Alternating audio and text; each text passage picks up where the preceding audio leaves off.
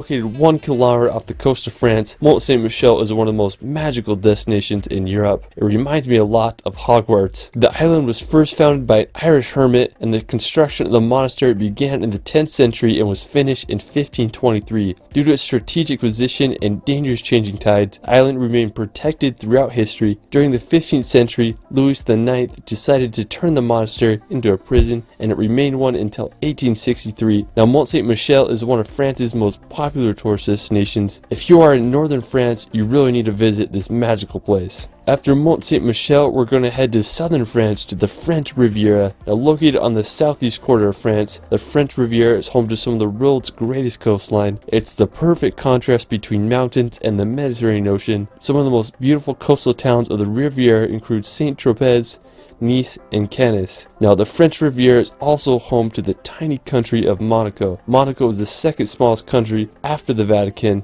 The whole country is only 499 acres. Monaco has been known as a billionaire's playground, and over 1/3 of Monaco's citizens are millionaires. One of the most famous places in Monaco is the Monte Carlo Casino. It was opened in 1863 and has been featured in the James Bond films. If you can handle the riches of Monte Carlo and Monaco, definitely a place to add to your bucket list. Over to England's Jurassic Coast. Now, while you won't find any dinosaurs here, you might find some fossils on the beach. One of my favorite spots on the Jurassic Coast is Old Harry Rocks. Now, special thanks to my friend David Rule for providing this footage. He has an awesome Instagram and YouTube that I'll provide in the description below. I remember the first time I saw his picture of this place and I was just baffled by the scenery there. The Old Harry Rocks are these sea stacks that are made completely out of chalk that mark the end of the Jurassic Coast. In World War II, the stacks were used as target practice for pilots, so that's kind of crazy. I just love the combination of the green meadows with the white cliffs and the blue ocean. I mean, it's just hard to beat that scenery. After the Jurassic Coast, we're going to swim across the English Channel. Cinque Terre is made up of 5 seaside villages that date back to medieval times. During the medieval ages, the villages started to be attacked by pirates, so fortifying walls were built to protect them against any future raids. The small town of Vernazza is one of my favorites. It has the only natural port of Cinque Terre.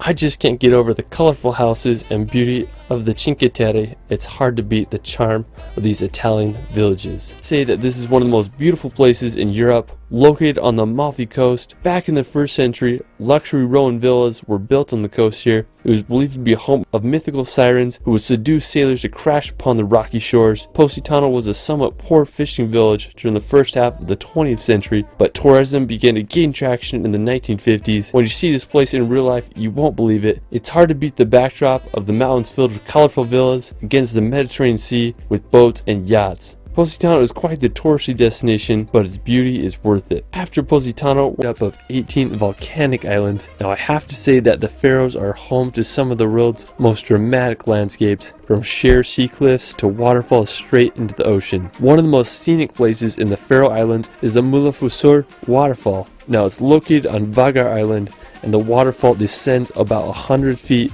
into the ocean below. I mean, the backdrop of the village with a massive green mountain behind makes for one of the most scenic places on earth. One of my personal favorite places in the Faroe Islands is the Sea Stacks of Dragonir. I mean, the name itself just sounds freaking epic. It's this slanted sea rock with a perfect arch right above the cold Atlantic Ocean. This place looks like a scene out of Game of Thrones. I just can't believe how beautiful the Faroe Islands are. After the first time I saw a video of this mountain, I couldn't believe it existed. The green glass slopes contrasted with the jagged mountain ridge, often covered in clouds, makes one of the most beautiful landscape combos. Now, to get to Secheda, I took 2 gondolas up the mountain and made it to the top. I remember the first time I saw the mountain, I couldn't believe my eyes. The clouds covered half of it, making it one of the best views I've ever gotten. Places like this really spark your imagination and make you feel like a kid again. I hope everyone can witness the power of Secheda at least once in their life. Another magical place nearby is Alpe de Suisse. It's home to the largest high alpine meadow in Europe. The backdrop of the mountain with the farm cabins creates a scene straight out of a dream.